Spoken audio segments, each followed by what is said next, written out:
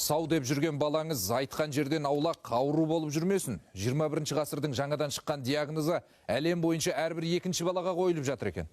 Ол кеселді сырт көз бірден ажырата алмайды. Ажырататындай дәрежеге жеткенде бәрі кеш болуы мүмкін.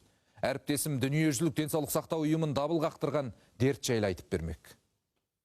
Цифрлық аутизм мидың бұзылуы бұл туа біткен дерт емес, атана қолдан жасап отырған ауру дейді мамандар. Цифрлық аутизмнің негізгі белгілері. Ең біріншіден 5 сағатқа ұзаққа дейін бала ұялы телефонмен отырса, ешкімге де мысалы назар аудармайды, аударғысы да келмейді. Себебі сол кезде ұялы телефонның ішінде отыр деген сөз. Бүкіл ойымен де, өзімен де, көзімен де отыр.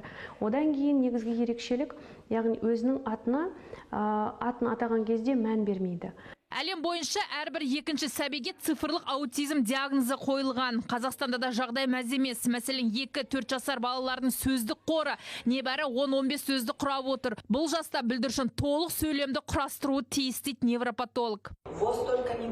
Жақында ғана осындай жағдайға тап болдық. Қазіргі балалардың басты проблемасы тілдің кеш дамуы. Еңбектеген баладан қолдарында гаджет. Бізге келген балалардың дені ызақор, агрессивті.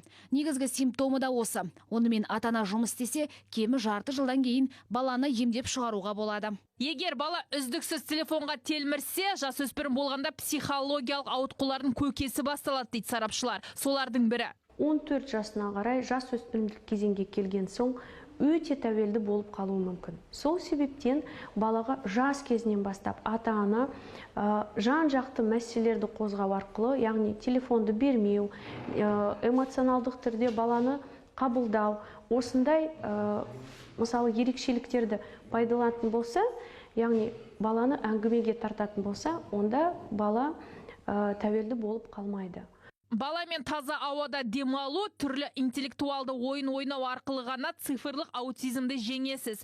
Үйдегі бала мен ата-ана арасында жылы қарым-қатынаспен ұзақ әңгімелесуде баланың дамуына, жүйке жүйесіне оң серпінін тигізеді. Гүлназия Жалғасқызы, Еуразия бірінші арнасы.